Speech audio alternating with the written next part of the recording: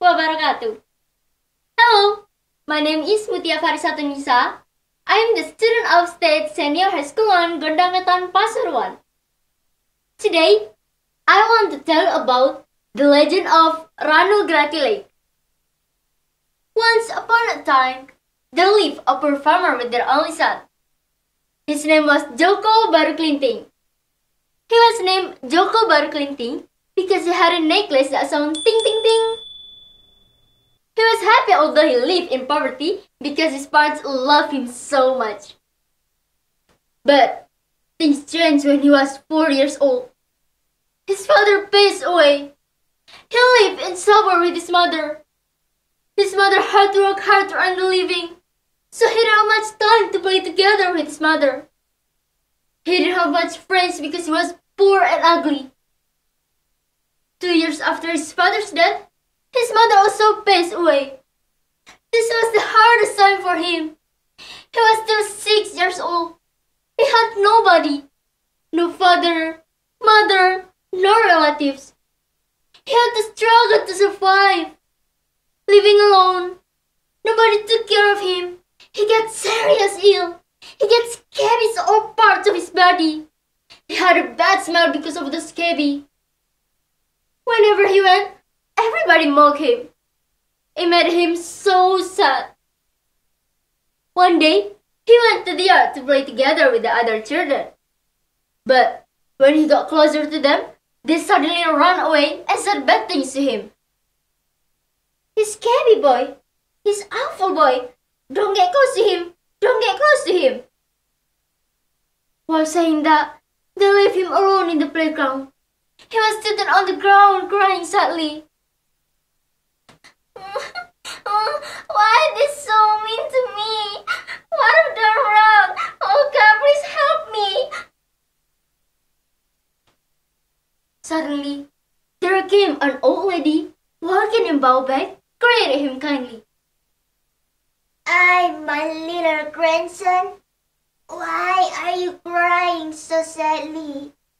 Come on, please don't cry, my grandson," she said.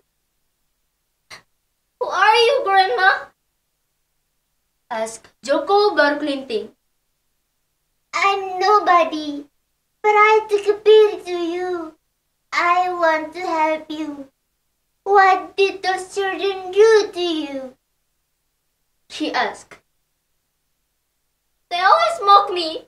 They always tell me when I get closer to them. Joko replied sadly. "Well, my son, never mind. Let's go home." Then, the old lady took care of him in her house. Since that time, he felt better because he had someone who took care of him. But the scabies in his body hasn't been recovered yet. It caused a bad smell. One night, he had a strange dream. The old man with long and white beard came to him. He told him that there was a magic lady given to him. Do you know what lady is? Good. Well, let me give you a little description of it. This is a small stick taken from the coconut leaf. This is usually bound together to make a rake. Here, it is the lady. Well, when he woke up, he found a piece of lady under his bed. Then he asked his grandmother to go to the highland. Then the old lady went up the hill as high as he could. Meanwhile, Joko Baruklinting went down the hill looking for the villagers where they used to gather for village celebration. There, he found a lot of people enjoying the village celebration held by the chef of the village. Hi everybody, come here, I'll show you a magic lady. Our villagers laugh at him and mock him. What do you want, ugly and smelt boy? Asked strong young man. Well, who is able to pull this lady out of the ground will become the strongest man in the world and you may mock me for the rest of my life. But if you can, you have to apologize for making me and my grandma life in suburb. Me? ask you apologize? Never ever happened. No, sir. Just try. We will see. Alright.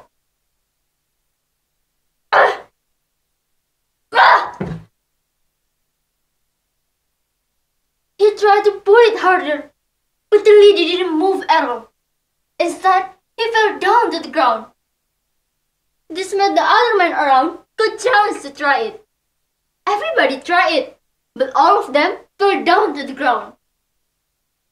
Okay, so nobody can pull it out, so I have to apologize to me and my grandma. No way, poor ugly and smart boy. I've told you before, it never ever happened. Okay, you will be regretful. Then, finally, Joko baru kelinting pulled the lady out of the ground. He did it! Do you know what happened after the lady was pulled out of the ground? There was a great water spring came up from the earth where the lady was pulled out. The spring of water became greater and greater very quickly. The water swept away everything in the village. People, cattle, houses, trees. Nothing is left. The people cried aloud for his mercy. He said sorry, but it was too late. Things had happened. It couldn't be stopped. The water continuously spread off the land strongly. It covered all the land where the people of Grati village live. Soon, it became a very fast lake called Ranu Lake. Joko, Baru Klinting, and his grandma were safe. They took a bath in that lake that made them recover from the skin diseases and remove the bad smell. Then, Joko, Baru Klinting continued his life with his grandma. Well, everybody, do you know where the lake is? Yeah, that's right. It is located in Grati, one district of Pasuruan region. And do you know the scary story behind the beauty of Ranu Grati? Some people say that in October 17, 1979, an amphibian vehicle was drowned in the lake and never came back to the surface. It was believed that before it happened, one of the villagers had warned the soldiers not to have training there because he was told by the spirit that the guardian of the lake will disturb.